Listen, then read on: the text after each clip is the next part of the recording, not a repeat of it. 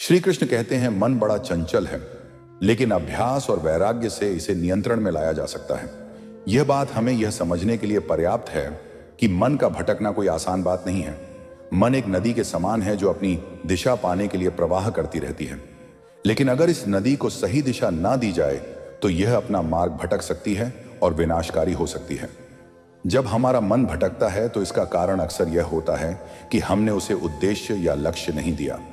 उदाहरण के लिए, अगर किसी विद्यार्थी का मन पढ़ाई में नहीं लगता तो इसका अर्थ है कि उसके पास पढ़ाई के लिए स्पष्ट उद्देश्य नहीं है। यदि वह विद्यार्थी अपने मन को यह समझाएं कि पढ़ाई से वह अपने सपनों को साकार कर सकता है और अपने परिवार का सहारा बन सकता है, तो पढ़ाई उसकी प्राथमिकता बन जाएगी। श्री कृष्ण के उपदेश हमें यही सिखाते हैं कि अपने मन को भटकने देने की बजाय उसे सकारात्मक दिशा में लगाना चाहिए। जीवन में एक लक्ष्य तय करना, जैसे नदी को बांधकर उसकी ऊर्जा का सदुपयोग करना, मन को स्थिर और शक्तिशाली बनाता है। कल्पना करें कि आप एक नदी के किनारे खड़े हैं। यदि उसे नदी को कोई दिशा नहीं दी गई तो वह चारों ओर फैलकर केवल कीचड़ और बर्बादी ही लेगी। लेकिन अगर उसके लिए एक मार्ग बना दिया जाए तो वह न केवल खेतों को सींचती है बल्कि लोगों को जीवन प्रदान करती है। इसी प्रकार जब हमारा मन बेकाबू होकर इधर उधर दौड़ता है तो वह हमारी ऊर्जा को बर्बाद करता है, परंतु जब हम उसे सकारात्मक उद्देश्य देते हैं तो वह रचनात्मक और सफलता का स्रोत बन जाता है।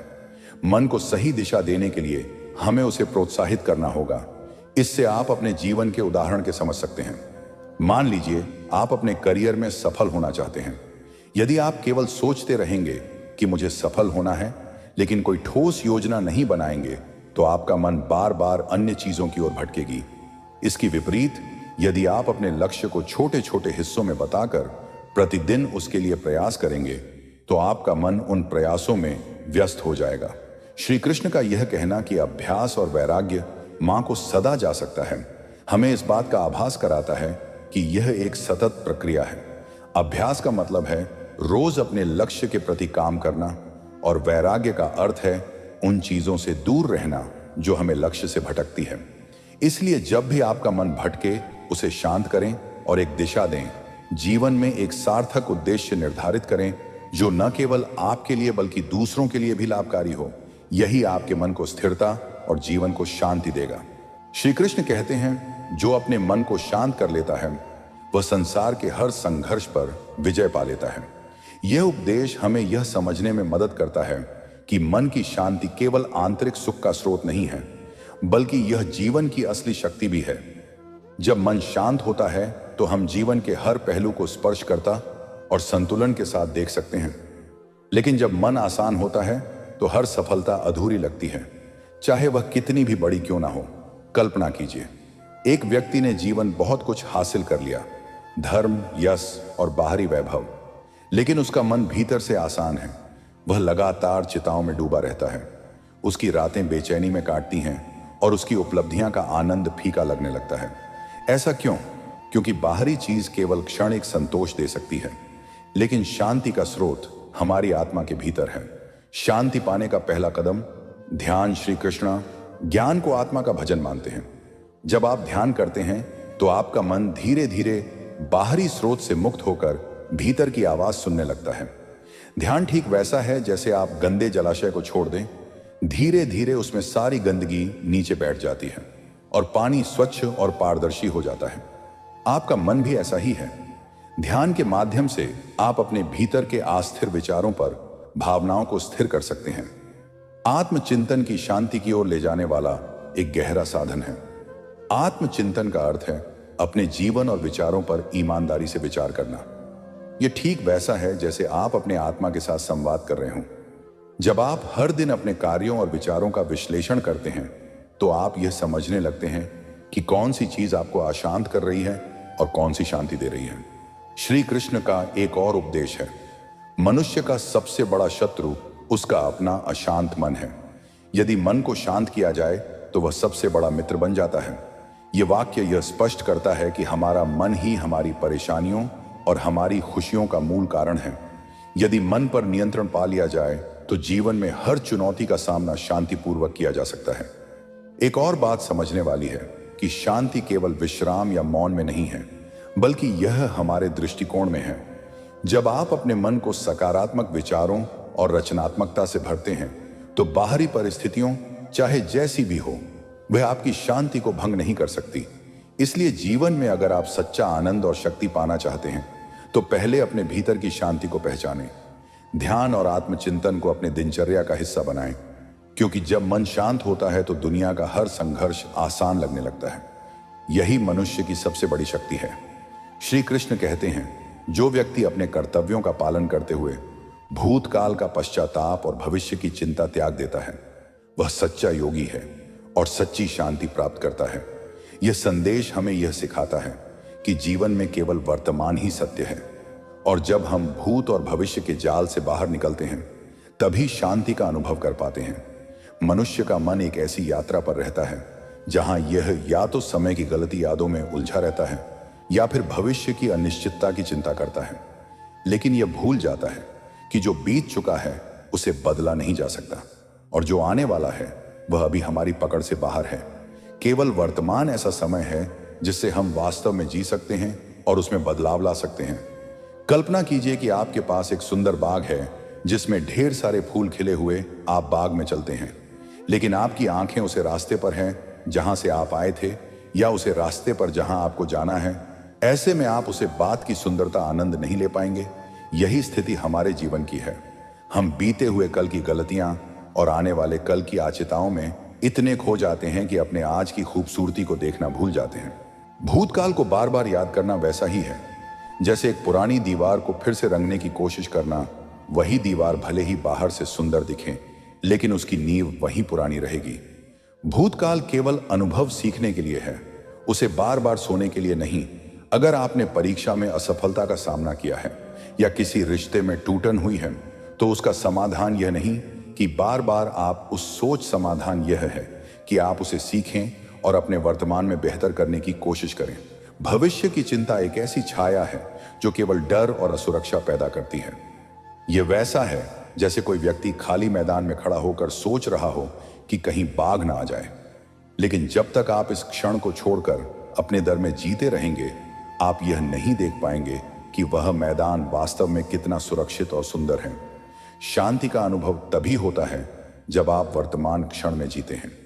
ध्यान और जागरूकता इस प्रक्रिया को आसान बनाते हैं। ध्यान आपको वर्तमान में टिके रहने में मदद करता है। जब आप ध्यान करते हैं तो आपका मन धीरे धीरे भूत और भविष्य के विचारों से मुक्त होकर केवल इस क्षण पर केंद्रित हो जाता है। यह वैसा ही है जैसा एक गंदे पानी के तालाब को स्थिर छोड़ दिया जाए। धीरे धीरे उसमें जमी गंदगी नीचे बैठ जाती है और पानी स्वच्छ हो जाता है। श्री कृष्ण के शब्दों में मनुष्य को अपने कार्य को करते समय अपने मन और विचारों को वर्तमान में रखना चाहिए। केवल ऐसा करने से ही उसे सफलता और शांति दोनों प्राप्त होती है। जब आप वर्तमान में जीते हैं तो आप अपने हर कार्य को पूरी ऊर्जा और सकारात्मक के साथ करते हैं। यही जीवन की असली सुंदरता है। तो बीते हुए कल को जाने दें और आने वाले कल की चिंता को छोड़ दें। अपने आज को पूरी तरह से जिए, क्योंकि वर्तमान ही वह क्षण है जहां आपकी शक्ति और शांति का स्रोत छुपा है। यही श्री कृष्ण का उपदेश है और यही सच्चा जीवन जीने का मार्ग है। श्री कृष्ण कहते हैं, संगत का प्रभाव ऐसा है जो मनुष्य को पतंग की ओर भी ले जा सकता है और ऊंचाई पर भी पहुंचा सकता है। इसीलिए समझदार और गुणवान लोगों का साथ चुनें। मनुष्य का जीवन उसकी संगति से बहुत प्रभावित होता है। जैसे कोई बहुमूल्य पत्थर भी अगर गंदगी में रखा जाए तो उसकी चमक हो जाती है, लेकिन वही पत्थर अगर एक सुंदर माला में पिरोया जाए तो और भी आकर्षित लगने लगता है। इसी तरह आपकी संगति आपके व्यक्तित्व, विचारों और मानसिक शांति को गहराई से प्रभावित करती है। जब आप सकारात्मक और समझदार लोगों के साथ रहते हैं तो उनके विचार, आचरण और ऊर्जा आपके जीवन को प्रेरित करते हैं। ऐसे मित्र न केवल कठिन समय में आपका सहारा बनते हैं बल्कि आपको सोच को नई दिशा भी देते हैं। उदाहरण के लिए, जब आप किसी समस्या में फंसे होते हैं तो एक सच्चा मित्र आपको निराश होने की वजह समाधान खोजने की प्रेरणा देता है। उसकी सकारात्मक आपके मन को शांत और स्थिर करती है।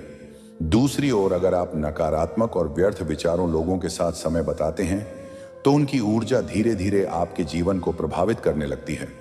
यह वैसा ही है जैसा कोई साफ पानी की धारा गंदे पानी के संपर्क में आकर धीरे धीरे दूषित हो जाए। नकारात्मक लोग आपको केवल समस्याओं पर ध्यान केंद्रित करना सिखाते हैं, समाधान पर नहीं। वह आपके मन को अशांत करते हैं और आपके भीतर भय, क्रोध और असुरक्षा को जन्म देते हैं। सच्चे और अच्छे मित्र वही होते हैं जो आपके जीवन को सकारात्मक दिशा में ले जाए।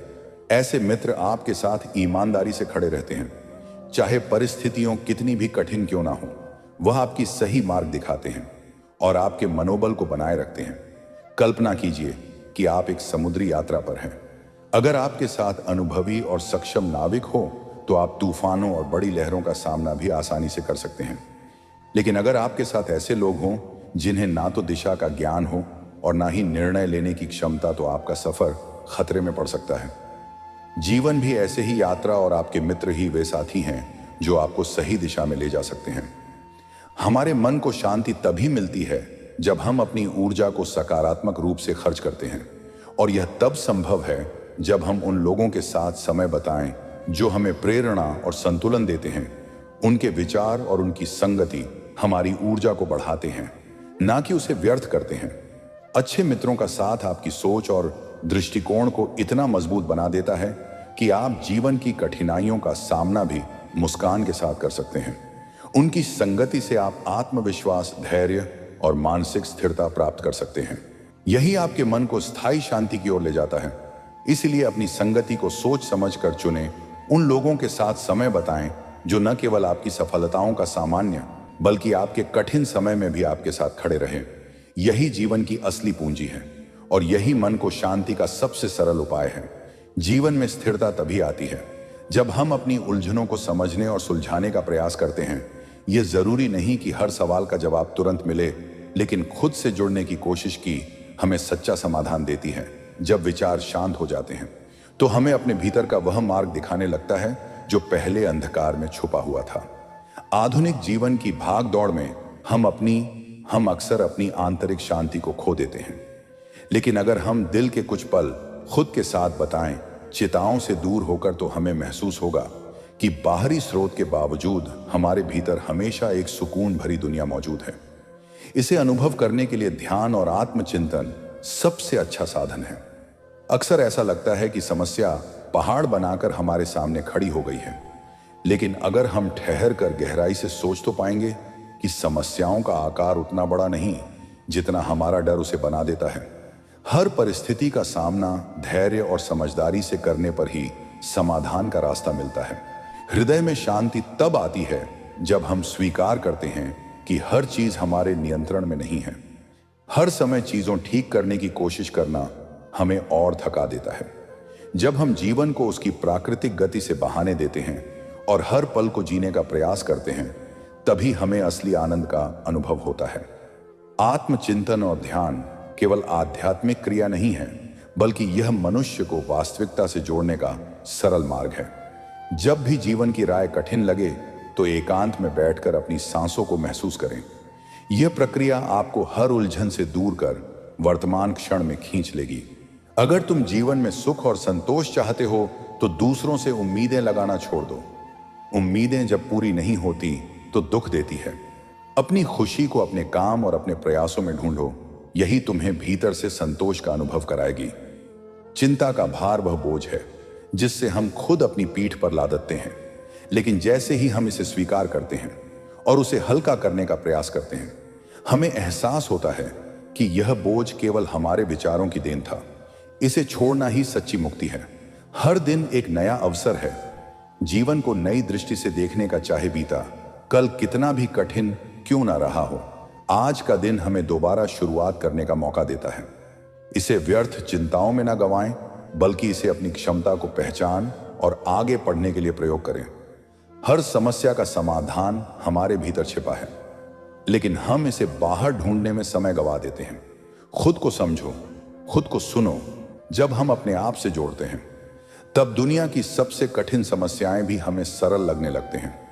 धैर्य वह गुण है जो किसी भी मुश्किल घड़ी में हमारा सबसे बड़ा शहर बनता है।